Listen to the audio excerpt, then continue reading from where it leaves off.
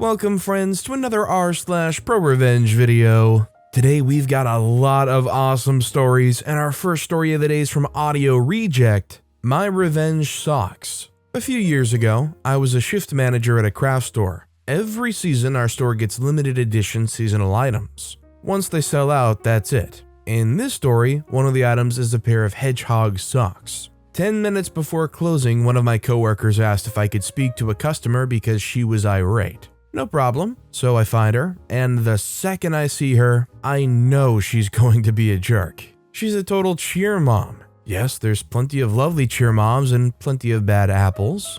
And is standing with her arms crossed while vigorously tapping her foot on the floor. I smile, start to let her know that I'm the manager on duty, and ask what I can do to assist her. But she cuts me off to complain about the employee that asked me to come over. She calls my coworker an idiot and says she realizes why they're working in a craft shop. I gently repeat myself, asking why she needs assistance. She goes into a huge rant about how she called 2 other stores and had them print out the inventory numbers for a pair of hedgehog socks. She says that her cheerleading team's going to some sort of big competition, and the hedgehog socks would be the pièce de résistance for their uniforms. Yes, she literally said that hedgehog socks are the pièce de résistance. She said that she knows we have 4 pairs somewhere in the store. I look at her paper, get the item number, and look for the 4 pairs. Now, the issue is that 4 is a really low unit number, and the likelihood that someone's moved them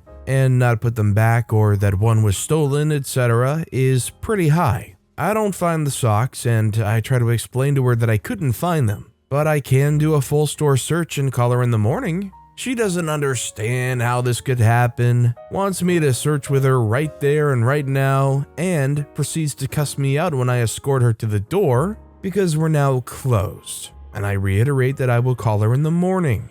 As soon as the doors are locked, I give my coworkers their closing duties and I start power searching every nook and cranny for these darn hedgehog socks. I end up finding 3. And I immediately have my coworker ring me up, and I buy them. I don't stop there. I go on the computer to see which stores in my country have remaining sock inventory. It was actually really limited, and I buy out the remaining stock of the hedgehog socks. With my discount, they were 75 cents a piece or something like that.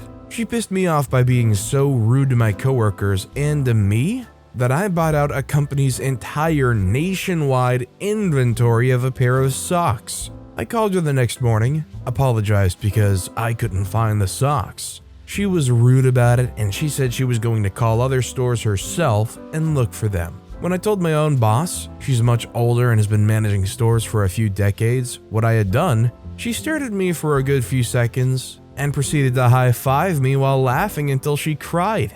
Everyone received hedgehog socks as gifts that year. I guess you could say those hedgehog socks were the pièce de résistance of this revenge. Do you think OP went a little far, buying out every hedgehog sock nationwide, just to stick it to this one Karen who I would say was mildly Karening out, even if they were only 75 cents a piece? Let me know what you guys think in the comments down below. Our next story is from Completely Puzzled. No, we didn't have your car towed. My grandparents lived in a college town, quite close to campus and right among the fraternity and sorority houses. Often they would find cars parked in their driveway. One time though, they found a car parked on their front lawn. They attempted to call to have it towed, but the tow trucks were busy towing more egregious violators. Turns out though, that with a sufficient quantity of college-age grandsons, cars can be removed from lawns without the aid of a tow truck. It also turns out that the police, upon finding a car blocking a street, will call a tow truck, and it will come. Very late that night, someone knocked on the door to ask if they knew where their car was. I'm gonna be honest with you, kid. I don't know where your car is, but I know where it isn't. Next time, think twice about parking on a stranger's freaking lawn. This next story is from Shay Sex. Petty revenge for neighbor's dog too. My mom, now passed, had next-door neighbors with a bunch of dogs. Every morning they'd let them out into their fenced backyard, but they'd open the front gate so the dogs could get out. Every one of the dogs immediately ran to my mom's yard to do their morning business. She asked the neighbors nicely to please not do this. When it didn't stop, she asked them more firmly, Then again, explaining that she had to go out there and pick up all their dog droppings. They couldn't have cared less. So one morning she gathered all the dog poop into a paper bag, rang their bell, and handed the bag to them, saying, "I believe these are yours." They acted horrified and offended and told her this was really uncalled for. She replied, "Next time it won't be in a bag." The dogs were never seen out of their own backyard again. To be honest, I know a lot of people out there would not tolerate this and would immediately go to an option that didn't include a bag, so honestly, they should have been grateful that OP's mom delivered it in a paper bag, and it seems they were grateful after they realized what the alternative could have been. Personally, I like the idea of catapult aimed directly at their house, but really there's no end to a perfect contraption or a method of delivery. This next story is from Bring the Puppies Home. Neighbor constantly has guests that park across our drive. For context, we have a square 4-car driveway with no fences between properties. But it stands to reason that the part that touches their garden is their driveway, and the side that touches our garden is our driveway. I've heard her tell her children to stay on their side, so as far as I can tell, this is their understanding too. We park our car at the back of our 2-car spaces, and they park theirs at the front of their 2 spaces, essentially missing out on the other space behind their car. Some of the visitors stay for a few minutes, some stay for hours, but for some reason they always park across our driveway and not theirs, always blocking in our car. We've yet to be blocked out, but it's only a matter of time. Today, when a mysterious car appeared in front of our driveway in front of our car, my partner decided to move our car up and park inches away from their driver's side door. A few minutes go by and the neighbor's guest knocks at our house. "Your car's blocking my car and I need to leave." "Your car was blocking my drive when I tried to leave." "You could have knocked, I could have moved it." "It's not my responsibility to chase car owners. I didn't even know which house you were visiting. By your parking position, I expected you were in my home." This went on for a while, with my partner producing reasonable answers for all this lazy driver's excuses. Eventually, the neighbor came out and got involved, siding with their guest, unsurprisingly. They basically said that if they don't want people to park there, they need to put up a sign. Tomorrow, we're having a friend stay over, and they'll park on our driveway legally and safely, and we'll be parking our car in front of their driveway at 4 a.m. Can't wait to see how long it takes them to put up their sign. I love it because it just holds people bluntly accountable for the words they say. You're gonna go and tell me that I should do something about my driveway? See if that same line of thinking applies to yours too. By the way, if you're enjoying these stories, make sure to hit those like and subscribe buttons down below so you never miss any of my daily videos. Our next story is from Best Structure 62, Revenge on a Crappy Boss. This is a true event I witnessed when I was in the Coast Guard in the 90s. I was stationed at the CG Safety Detachment at the Concord, California Naval Weapons Station. We had a lieutenant commander who was a complete and total jerk. He had been passed over for promotion for the 2nd time, so his career was winding down. He would do his 20 years of service and get the lifetime medical and retirement. For Coast Guard Academy grad, this was a big deal that he was not going upward and onward with his career. Every week, we had to wash and clean the government's vehicles. He always pressured us to wash and clean his personal car, which was a no-no, but he was on the way out of the service, so what did he care? We were stuck because he did give an lawful order which we had to obey, and since he was leaving, it was easier to shine him on. Then he started to withdraw our qualifications for no other reason than being petty. That means we couldn't legally do boardings, pollution investigations, and so forth. To get our qualifications back, we had to sit for an oral board with a jerkwad as the head of the board. His oral qualification boards were notorious for lasting 6 to 8 hours. He could get away with this BS because it was a small backwater unit. There were 2 gunner's mates, 3 boatswain's mates, a machinery technician, and a marine science technician, all supervised by 3 officers, which makes for an almost 2-to-1 enlisted to officer ratio. The workday started at 7 a.m., and he would cruise into the office at about 8 a.m. One day he came in, late as usual, unlocked his office, and found a factory-fresh gargantuan crap smack dab in the middle of his desk. Trust me when I tell you, it was a masterpiece of color, texture, and odor. Godzilla would have hung his head in defeat at the size of this turd. No, I did not commit the act, but I have a pretty good idea of who did the deed. I do have one piece of advice for the doer of the deed. Fiber, seriously? Naturally, he went off like a missile headed for a low Earth orbit. We, the enlisteds, were trying very hard not to fall all over ourselves laughing. We did have to clean and sanitize the desk of the offending fecal deposit. However, all of our qualifications were magically reinstated, and washing his car came to an immediate end. I do want to say thank you to the perpetrator for doing your fellow shipmates a solid. Well, considering OP said that they needed fiber, did they really do the shipmates a solid? Or was it a little bit more ambiguous? We'll leave that not so food for thought there. Our next story is from Natural Mama. I got fired, but it was worth it. I used to work as a server. I started this new job and got $2.13 an hour, which is the typical rate here since you get tips. If you ever served, you know this money basically gets completely taken out for taxes, so you end up getting these checks for $0 or maybe a few cents. Somehow, someone somewhere messed up.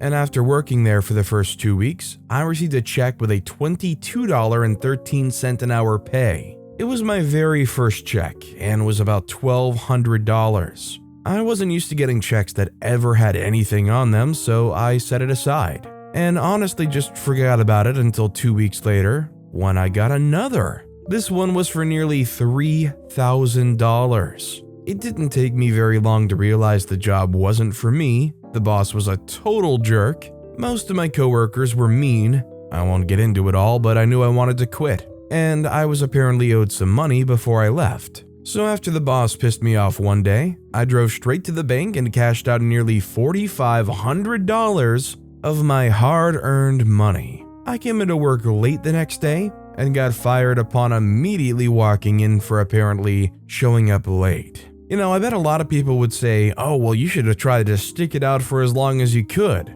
But I'm of the opinion that OP probably got out at just about the right time because, God forbid you're still working there when they figure out that major mess up. At some point, they're going to notice that thousands of dollars are disappearing much faster than it should be. Our next story is from Novel Structure 2359. If you can't beat them, confuse them. When I was a visiting researcher, I already had a cushy PhD job lined up. But I was doing a project I enjoyed, so I was going to finish up rather than just bailing. There was a group leader who, for some reason, didn't like me one bit. He looked down on me and, for all the world, looked like Odo from Deep Space Nine and was about as friendly. Frustratingly, there came a time when I needed some cloned bacterial DNA from him. I asked for 3 UL and he offered 1 just to be a jerk. I thanked him through gritted teeth and knew that I would have to stick this tiny amount of DNA in some bacteria, grow them up, purify the DNA from them, and then I would have 50 UL of my very own, but that would waste days of my time.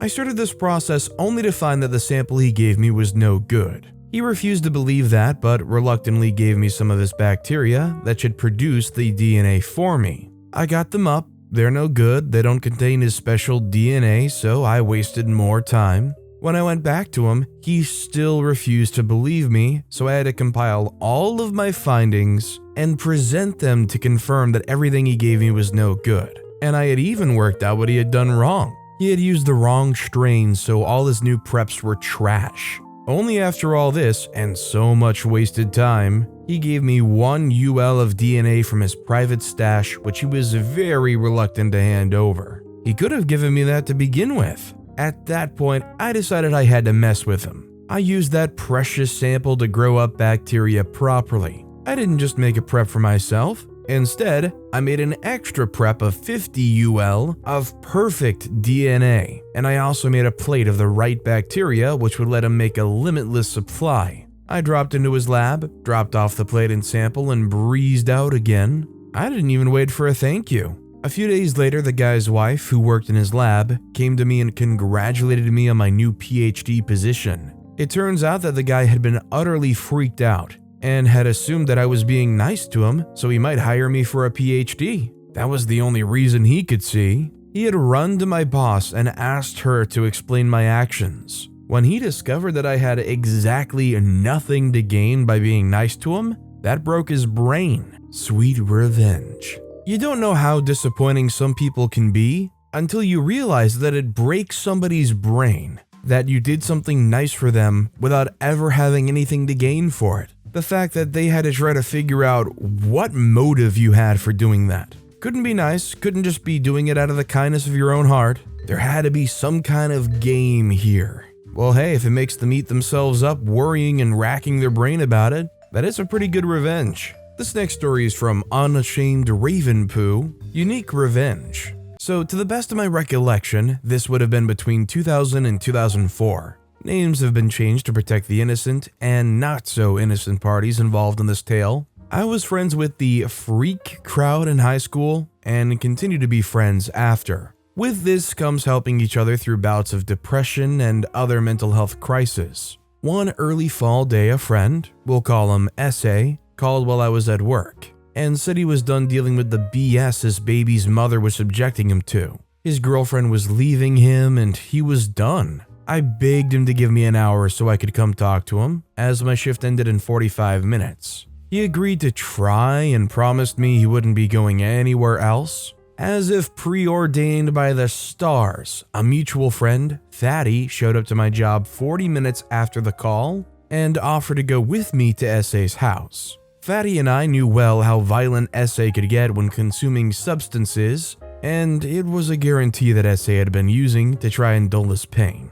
I punched out the time clock and we jumped into Fatty's car, practically flying the mile to the home S.A. rented. We went to the front door and knocked and waited and waited and knocked and waited. So Fatty and I started knocking on windows. Still no answer. Finally, we decided that we needed to get inside. So if S.A. had taken too much, we would find him before it was too late. Fatty and I walked to the back door and I used a knife to bypass the lock on the door handle. After entering the house and shutting the door as quickly as we could, the two of us wandered the main floor, consisting of a kitchen, living room, bathroom, and a closet. No S.A. So I told Fatty to check the top floor while I checked the basement. We met back up after our search and S.A. wasn't anywhere in the house and wasn't answering calls or texts. So we knew he had to have left with someone knowing I was going to be there. I was upset he had me this worried and then just took off and was ignoring all calls and texts. So I had an idea for quick revenge. I recruited Fatty to help me, as he was also worried and pissed we rushed here and broke in to try and save our friend's life and he'd just taken off. So we moved all S.A.'s living room furniture to one side of the room. Then we brought all the kitchen furniture, including refrigerator and stove, into the living room. I'm sure you see where this is going. We quickly had his living room looking like a kitchen and his kitchen looking like a living room. Then we left. We hadn't been gone more than 10 minutes and my phone rang. It was S.A. He was flustered and confused. He started talking fast. "Someone broke into my house, dude. I can't see that they stole anything, but they rearranged my furniture. Not just simple across the room though. My kitchen's in my living room. Refrigerator, table and chairs. The stove, for Christ's sakes. Then my living room stuff. Couch, chairs, entertainment center, TV, games. It's all in the kitchen." I came home from a ride by the lake with Stinky, an acquaintance of mine and friend to S.A. We smoked a cigar of jazz cabbage and I thought I walked into the wrong house. I had to stifle my laughter and maintain a serious tone of concern. I told him I'd be there soon with Fatty and hung up. Fatty and I got there and saw the befuddled look on S.A.'s face. It was priceless. I'd have loved to have kept them confused about who may have done such a dastardly and absurd crime. Unfortunately, once S.A. looked at Fatty, he knew who perpetrated the act. S.A. started to yell, "Why did you two jerks break into my house?" And it was at that point I cut him off and reminded him of his call to me, threatening to end everything and swearing he was not going anywhere before I got off work to talk to him. He turned red and apologized for terrifying me. I mean, the actual act is a really funny revenge, but is anybody confused as to why they just went and did this on a whim? When up to that point they were concerned that S.A. might be doing something drastic? How are they so comfortable knowing that just because S.A. wasn't at home, they weren't out somewhere doing something drastic not in the house? If anything, I feel like I'd be panicking even more. Also, a dude whose life has been just like straight up uprooted? Why would you go and rearrange their house anyways? Because like, them coming back to that and seeing all the work to rearrange everything again? Honestly, it kind of sounds like a really crappy thing to do.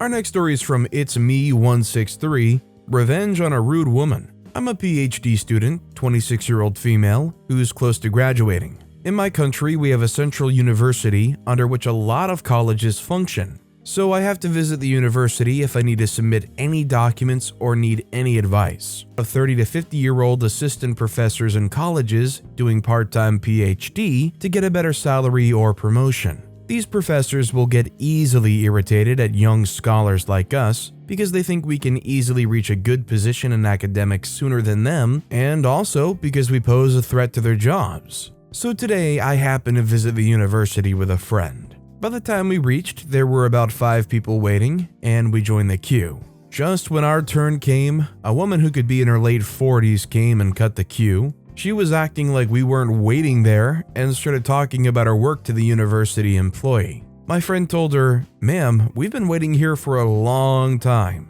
and it's our turn now. Can you please do it after us?" She just saw us like we were 2 worms standing there and said, "Don't you have any respect for professors like me? Do your work after I'm done here." I swear I would not have done anything had she stopped right there, but she was telling the university employee that young scholars like us have no respect for elders, and we'll destroy the academic field if they let us graduate, and how we get everything at our fingertips with the internet, and how our government spoils young scholars like us with generous funds, etc. We were literally shocked, but the university employee was kind enough and called another employee to assist us. So this is where I got my revenge. We have to fill out an online application for each and every qualifying exam. And at the university, they'll ask us to open our account and show them the application for verification purposes. So this lady opened her account on the university computer before me and forgot to save the application and also to log out. I went to the computer after her and tried to log out of her account, and the system asked me to save the application and quit. My friend and I looked at each other and I chose to quit without saving, deleting her application. So after that, I completed my verification process and was waiting for the acknowledgement slip. The university employee handling that woman's application came out and told her that her application was not received by the university and asked her to send it again. Now she opens her account, which was blank, and she was all nervous as she lost all the application details. She had to fill out everything from the start and get approvals from her superiors, which is time-consuming. She then had the audacity to ask if we could look at what could have happened, to which I said, "We would be really happy to help you, but I have to attend an important meeting," and left with an evil grin. Best day ever. Can you spoiled rotten kids who are gunning for my job that have Google and government handouts and all these other things that make you spoiled, help me with this computer thing real quick? Yeah, sure, let me just ignore the dump you just took on me and try to help you right away. I'm sure I want to do that. Our next story is from Dank Weed Pot Nug Sauce. I took business away from CVS Specialty Pharmacy. I help patients access a specialty medication that our providers often prescribe. For those outside the US, the way insurance works is that you have to pay a monthly payment called a premium.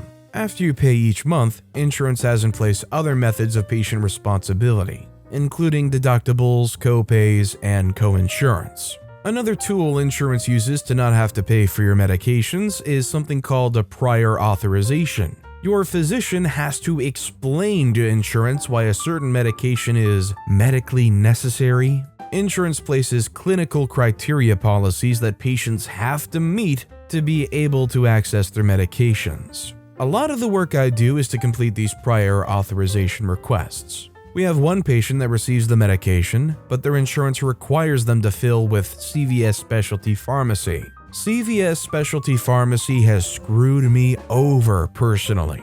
They are the epitome of bureaucratic hexscape, with the sole purpose of earning their corporate office as much money as possible by feeding off of patients that need medication. There's been plenty of instances where our patient didn't receive their medication. On one occasion, The CVS Specialty said that our patient's insurance never paid them for the medication and decided to hold the medication, but the insurance company did pay. CVS Specialty just couldn't find or see the payment. I won't go into every instance, but we usually have issues with them each time we call. Anyways, I've been working long enough that I've built personal contacts at certain insurance companies. Believe it or not, some people that work for your insurance actually want to help.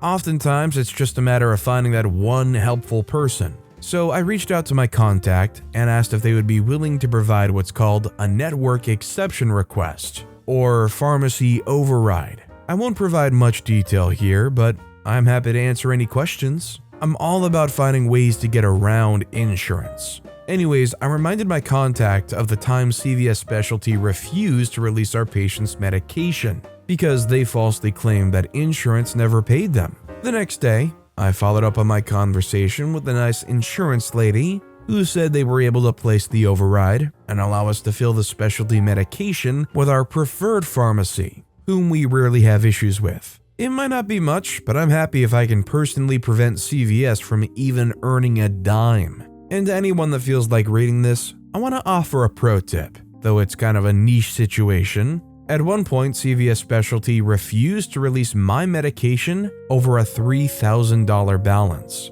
You can request to speak with someone in CVS Specialty's escalations team and request an internal review and investigation. You might have to call back a couple of times until you're able to find someone willing to initiate the investigation. I thought it would be BS. Of course they would come back and say that I still owe. But they went back and listened to the recordings and realized they failed to disclose how much my balance would be prior to completing my order, and subsequently adjusted/wrote off the $3,000 balance. All I gotta say here is people like OP and the contact at the insurance company who legitimately are looking out for these people and want to try and help them out, especially with how awful the American healthcare system is, bless anybody like that. And our final story of the day is from Fukital 2000 MG. Make my life miserable and I'll return the favor. This happened earlier this year. I work in a national chain restaurant and had a problem manager.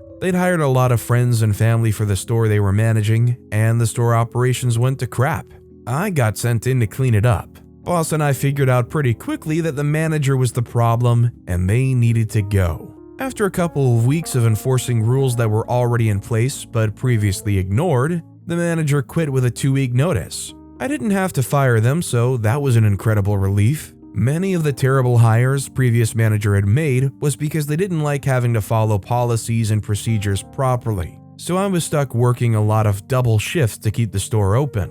I hired and trained an entirely new team, except one long-timer, and they're still around and doing very well. Shortly after the previous manager left, we found out they, although married, were having a full-blown affair with one of their direct reports. Big no-no. The direct report also quit after this was unearthed. This starts the freakery. The previous manager became very vindictive against us. They quit, remember, and were not fired. They knew where legally required paperwork to employ minors was kept and stole all the forms before they left. I got a call from our State Department of Labor because of an anonymous tip that our minors were working without work permits. They came to visit. I explained the situation and showed the video of former manager taking them, and thankfully we were not fined. A week later, the local health department showed up at 4 of our locations on another anonymous tip.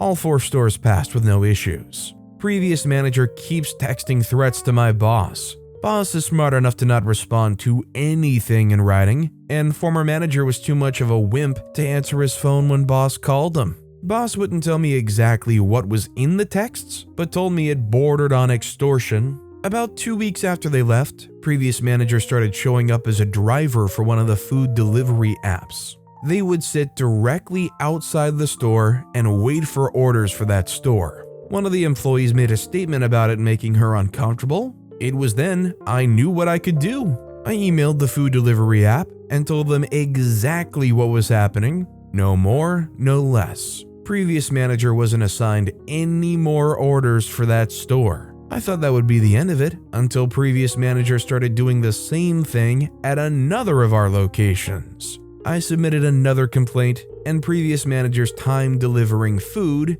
came to an abrupt end. The last thing I heard, previous manager and their gutter who were now engaged and moved to Reno because they couldn't get jobs in our relatively small town. If there's one thing I can agree with, it seems like most of these food delivery apps and rideshare apps, their customer service is usually very responsive, so it doesn't surprise me to see that when reporting this dude, that dude got shut down quick. And from what I've heard, they don't really mess around. Like, it's very easy to get just totally blacklisted from those rideshare apps. But with that being said, that's all the time we have for today. Now, if you want to hear another revenge story that was way crazier than any of the ones in this video, click on that left video. Or if you missed my latest video, check out the one on the right. That said, I'll see you all next time with some more stories.